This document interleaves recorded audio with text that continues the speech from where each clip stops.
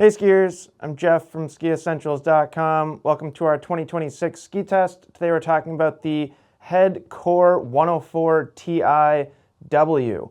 All new cores for the 2026 ski season, and it's very exciting. They really overhauled this collection and kind of took it in a completely different direction. The previous skis relied heavily on carbon, made them very, very light and also very, very stiff.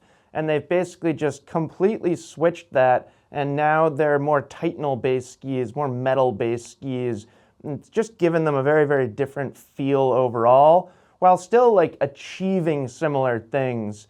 And I think they're gonna find a more broad appeal now. And something that I think is interesting is on the, it's tough to say men's or women's here, the black cores, Head is actually considering those unisex skis, where these white skis, they are labeling them as the women's skis.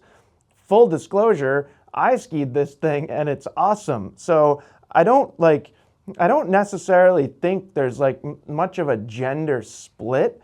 There's just two different options, and they're actually built very, very similarly. Two sheets of metal, there's graphene. The only difference between the unisex cores and the women's cores is the actual wood core. That said core a lot there. So on the black skis, or in the black skis, they use a combination of beech and caruba. In these skis, it's a mixture of poplar and a synthetic PET material. So you just get a slightly lighter and slightly softer flexing core. But aside from that, they're very similar. And if anything, at my weight, you know, comparing this ski to the Core 106 Ti, I kind of preferred this one. I just really, really enjoyed how supple and smooth it felt. And it's still like pretty darn powerful. We had Ashley Maxfield on it in our ski test, former Freeride World Tour competitor. And she noted that too. She was like, yeah, this thing's a charger. So I feel like if you can put a skier like that on it and it's going to satisfy her performance demands, then you know it's a pretty strong ski.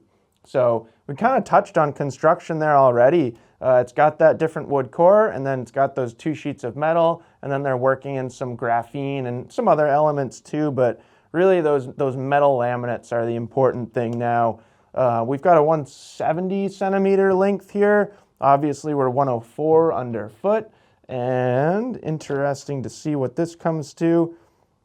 Yeah, 1,915 grams. So previously, all those core skis that Head made were very, very lightweight, and that's no longer really the case. If anything, now they're kind of middle of the road for weight, or if anything, they lean a little more to the heavier side, especially in the women's world. You know, you often see lighter skis for women in this category. And then, even though they have a softer flex pattern than the men's skis or the unisex skis, they're still relatively stiff. And that's something that Ashley commented on as well. She just didn't think it would be a great choice for an intermediate because of that stiffness. Felt like it was more of a upper advanced skier or even like an expert level ski. And I think that makes sense, especially considering there's plenty of other options that are lighter and softer, and it's cool to kind of have this reserved as a pretty strong kind of chargy ski. Looking at the shape here, so I feel like the simplest way to talk about Head cores for 2026 is the construction changed significantly. The shapes, on the other hand, are pretty similar. The waist widths were tweaked, you know, like the labeling of them, which width, like each ski has shifted a tiny bit. But aside from that, if you put this next to any previous core, they're actually going to look pretty similar. So camber underfoot here, rocker in the tip, decent amount of rocker, but not a crazy amount, both in length and splay. And then same thing in the tail. I think if anything, they kicked up the rise in the tail just a little bit compared to previous versions. And then a nice amount of early taper in these skis. I've always liked that they do that because they make them makes them more forgiving. It also makes them more maneuverable if you're taking it into tight terrain. The tail has it too, the widest point's right there, and then it tapers in. So you get a lot of maneuverability from this tapered and rockered tail. Also, that shape allows them to achieve a pretty short turn radius. This is a 15.1 meter turn radius, and I think that's nice to have given the stability, given the stiffer flex pattern, 2 sheets of metal. You know that the ski is going to feel good at speed. It kind of starts to bring up this question of, well, what's it going to feel like if I take it into trees and take it into tight terrain and stuff like that? And it might not be as easy to flick around as previous cores because they are heavier. It absolutely can still do it, and I think they're just a little bit more well-rounded now. The previous cores, they could get deflected sometimes, and they were kind of like, they felt like sort of like this specialized tool that certain skiers really, really liked and other skiers didn't like so much. And now I think just about anybody that gets on a head core is going to be like, yeah, that's a really good ski. There's still going to be people out there that specifically want something lighter, and again, there's going to be those options, but they've made more of a holistic freeride ski here at 104 underfoot, and I think that's awesome.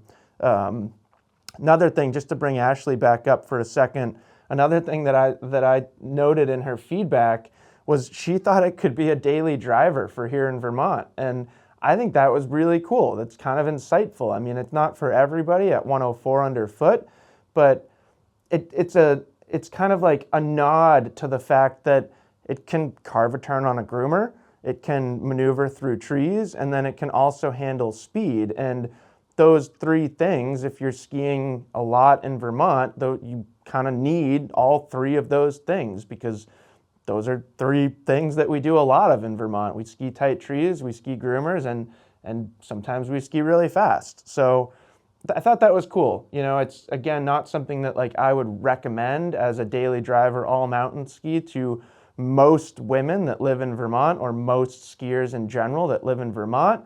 But just the fact that a skier like Ashley thinks that you could do it is a really nice reflection of its versatility and its capabilities in a wide range of terrain and conditions. So yeah, that's it. Really cool ski. I love it. If anything, like, I kind of want one. I skied in 177 and it worked really well for me. So yeah, really cool ski. That's the Core 104 TIW. But if you're a lightweight male such as myself, yeah, don't ignore it. It's a pretty cool ski. So let us know if you have any questions, and we will see you out there on the slopes.